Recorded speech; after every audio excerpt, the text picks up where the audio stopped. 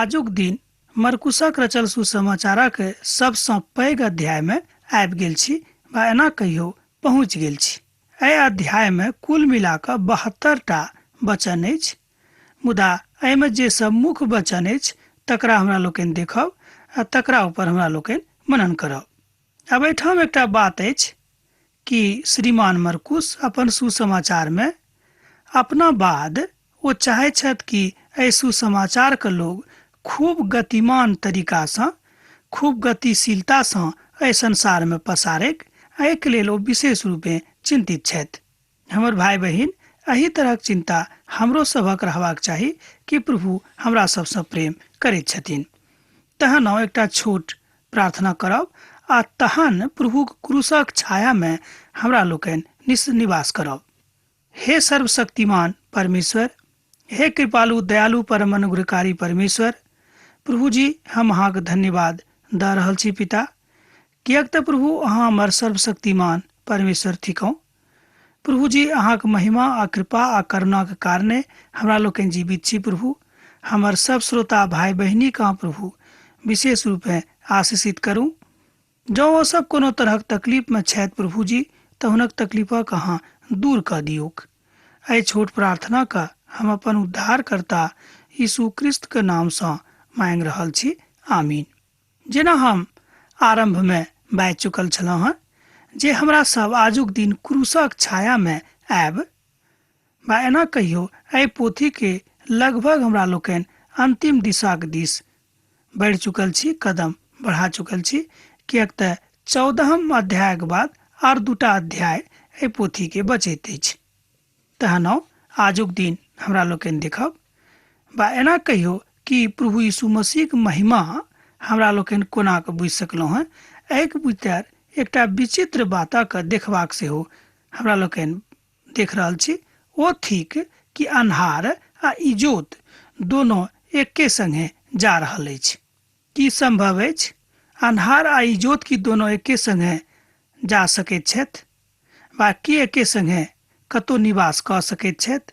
हमरा विचारे तऽ ई संभव नहि अछि, किएक तऽ जतऽ अन्हार अछि आ ओतऽ जँ इजोत आबि जेतैक तऽ अन्हार खत्म भऽ जेतैक। जेना हमरा लोकनि कोठली में डिबिया जराबै छी तऽ हमरा लोकनि देखै छियै जे कोठलीक अन्हार खत्म भऽ गेलैक।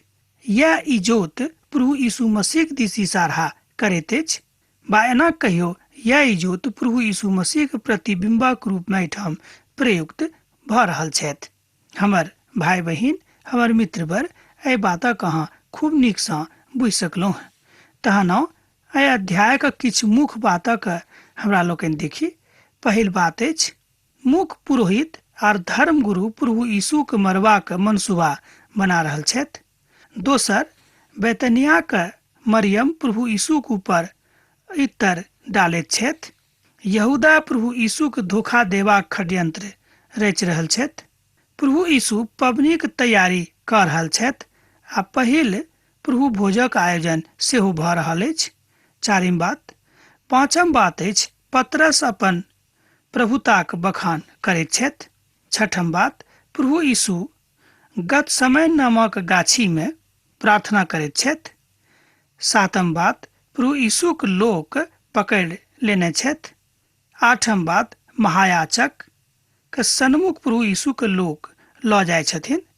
पतरस प्रभु यीशु के खुल्लम खुल्ला इनकार करैत छथि। एहि अध्याय के 9टा मुख्य बात अछि जे हम एहि द्वारा बता देलहुँ हैं कि मान लियौ कोनो कारणे हमरा सबसे मुख्य बात नहीं बिसराबेक। हम विचारे छी जे अहाँ की सबटा बात मनन भऽ गेल होइत।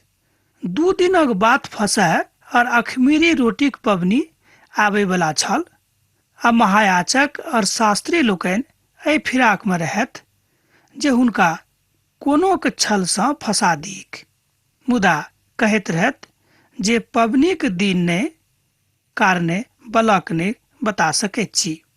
अर्थात पबनीक दिन कोनो आदमी केकरो बलसँ नहीं पकड़ि सकैत रहथि। एहि तरहक नियम ओतऽ यहूदी समाज में रहैक। एहि बातक एहिठाम श्रीमान मरकुस बड स्पष्ट जकाँ अपन पोथी में बताबैत छथि। यहूदी मासक आरंभक 14हम दिनसँ आजुक दिन अंग्रेजी मासक हमरा लोकनि अप्रील में मानि सकलहुँ हैं या मास रहैक, मुदा यहूदी मासक माध्यम से बा हुनका हिसाबे ओ 14 दिन रहैक। व्यवस्था विवरणक पोथी में एहि बातक विषय में बतायल गेल छैक।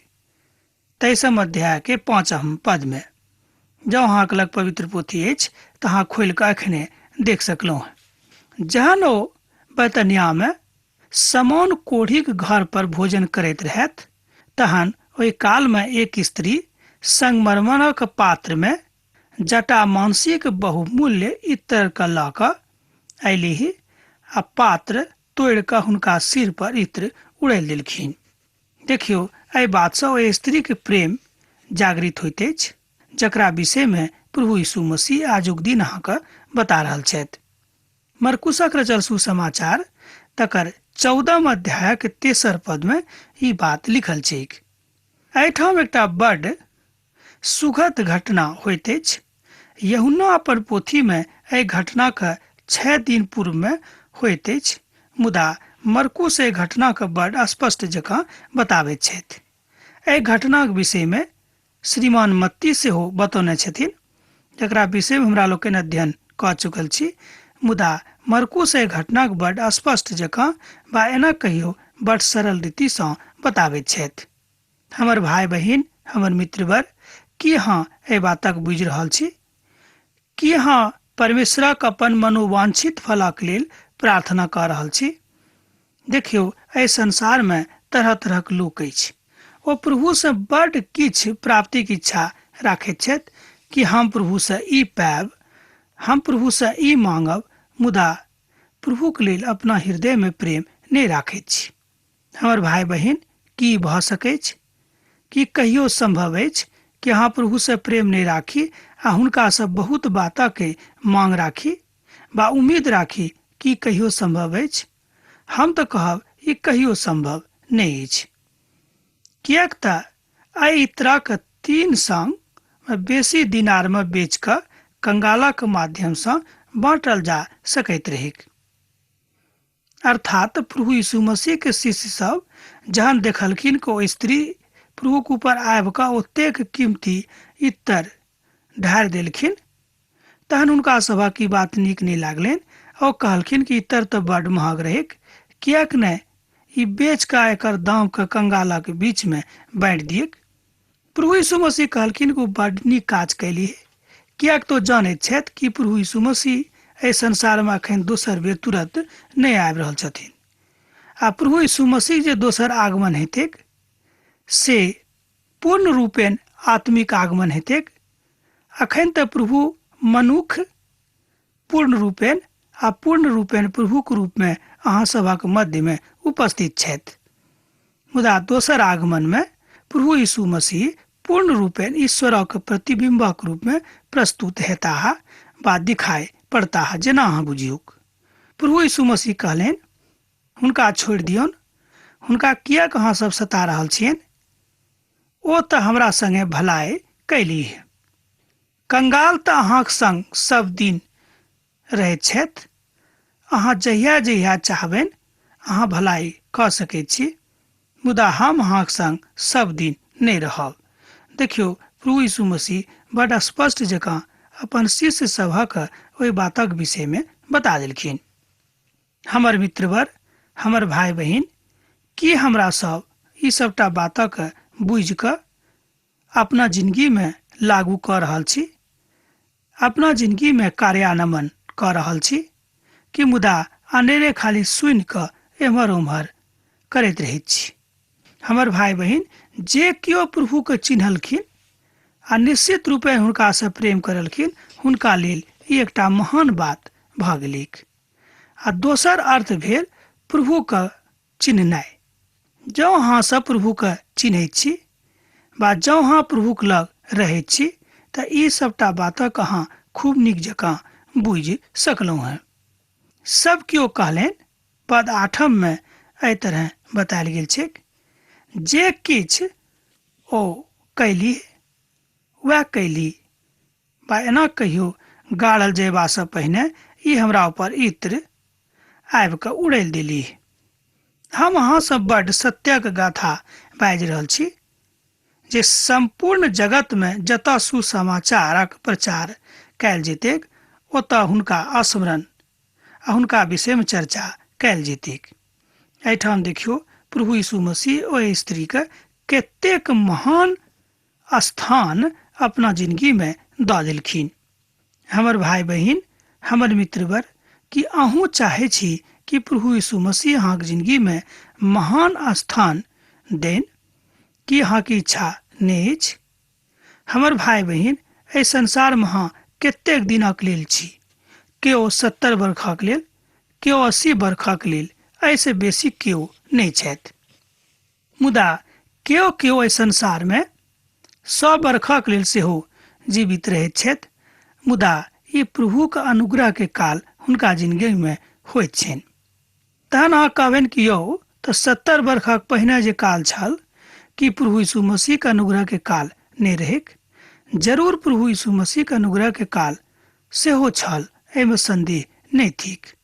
मुदा जे बाकी काल छल ओ विशेष अनुग्रह के काल अहाँक जिंदगी में अछि।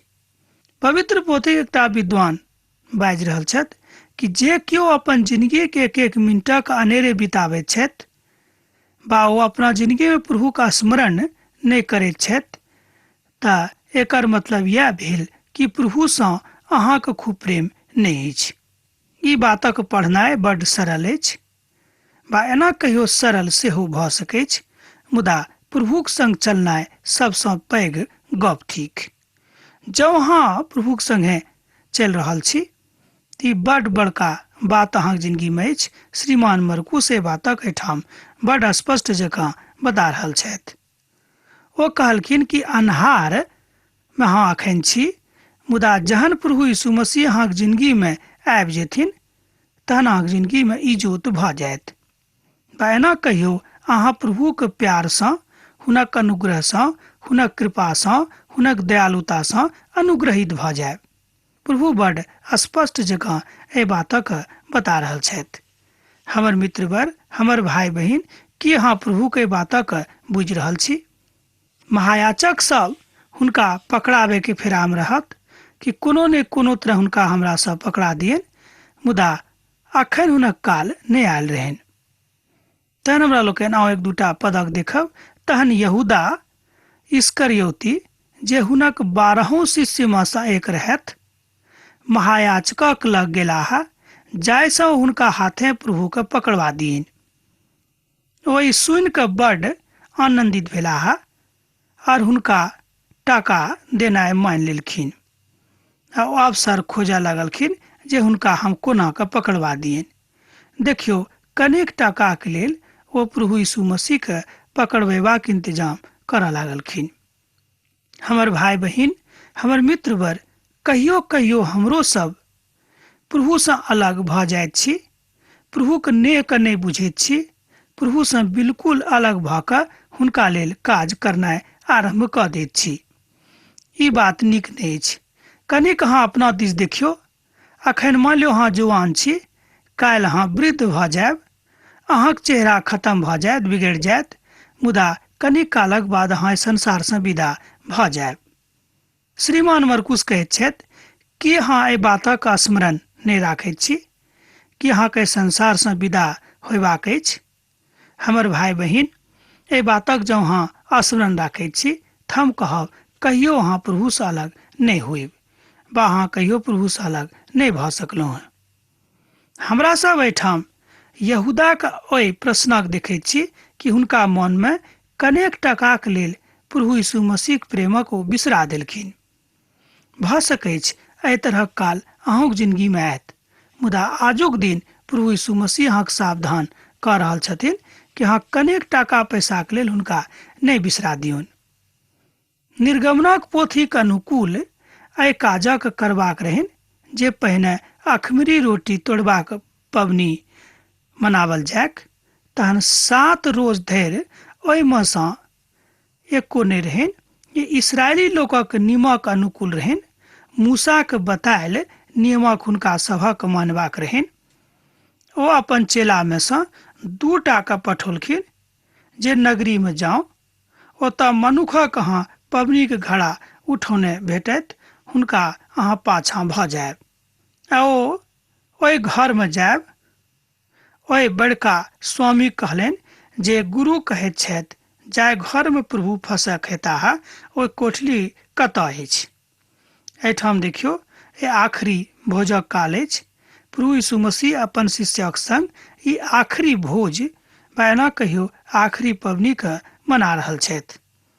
तकरा बाद ओहि संसारसँ विदा भऽ जेथिन, किएक तऽ हुनक शिष्यमे सँ एक हुनका धोखा दिअक लेल तैयार छथि। मुदा ई बात बहुत पूर्वे कालसँ सेहो प्रयुक्त कयल गेल रहै, एहन पवित्र पोथीक विद्वान सब कहै छथिन।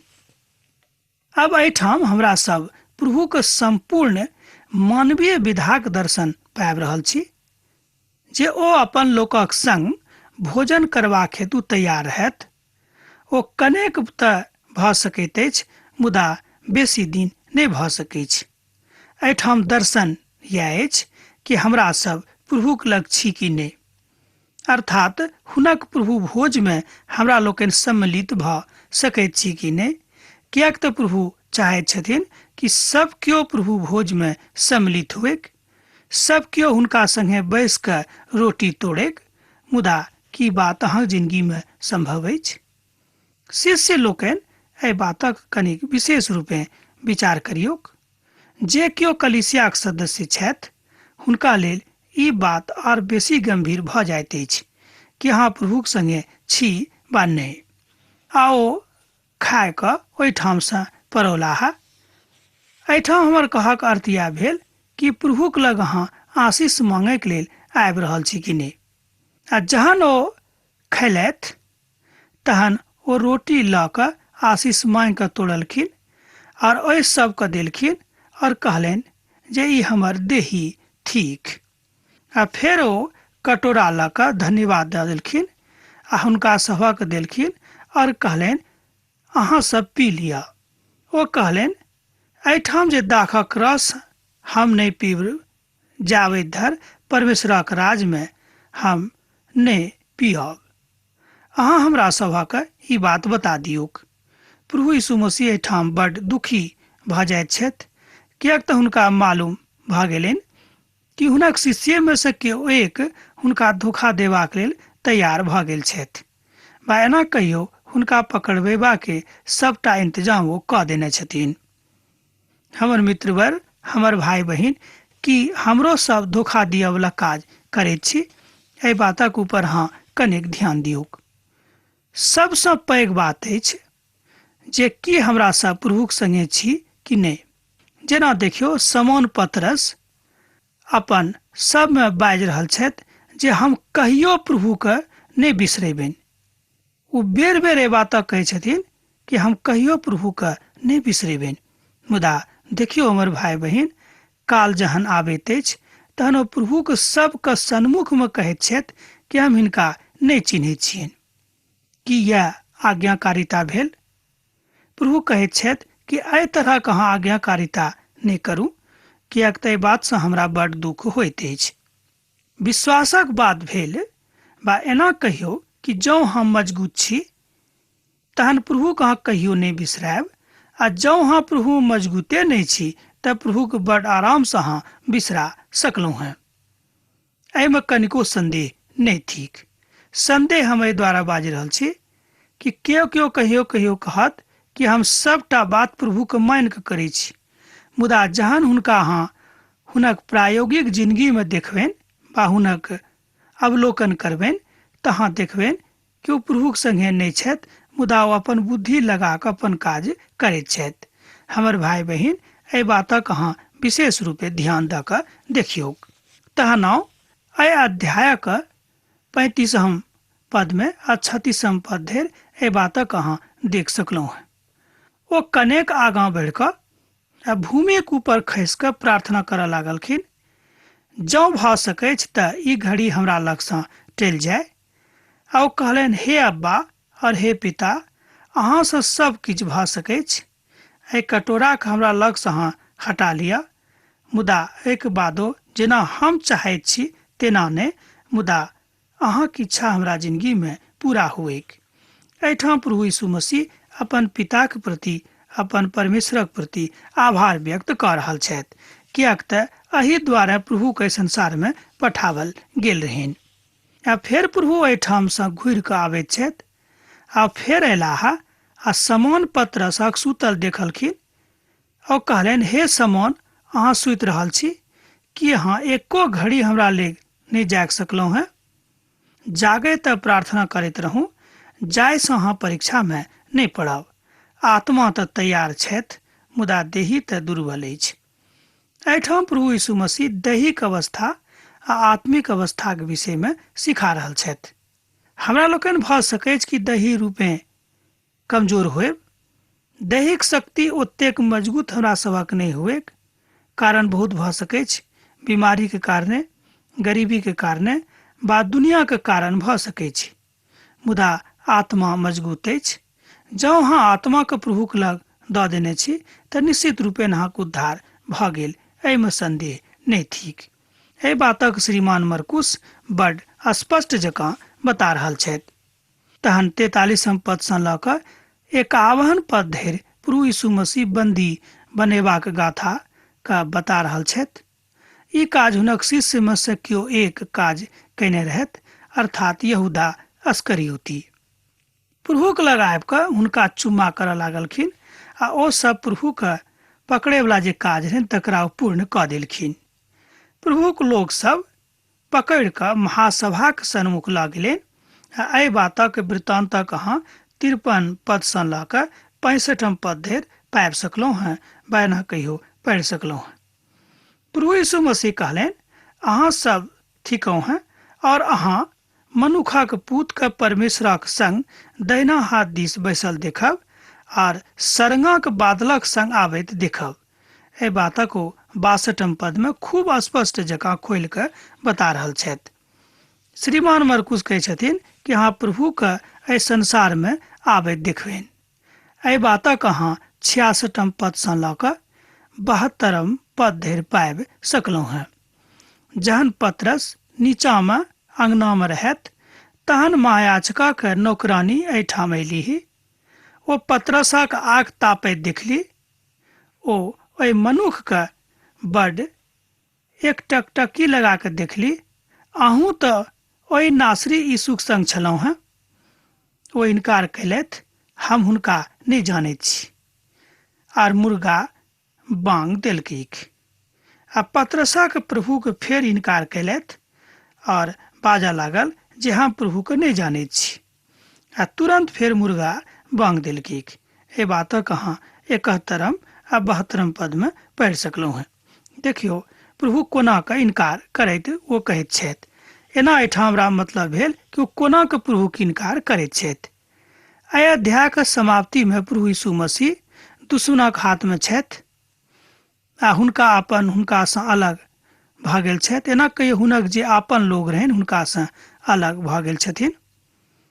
तहन हम तऽ इएह कहब, आजुक दिन हमरा आब एहिठाम रोके के आज्ञा दिअ। जे बाकी बात अछि हमरा लोकनि दोसर दिन अध्ययन करब। हम विश्वास करैत छी जे अहाँ सब अध्ययन से खूब आत्मिक लाभ उठा रहल छी।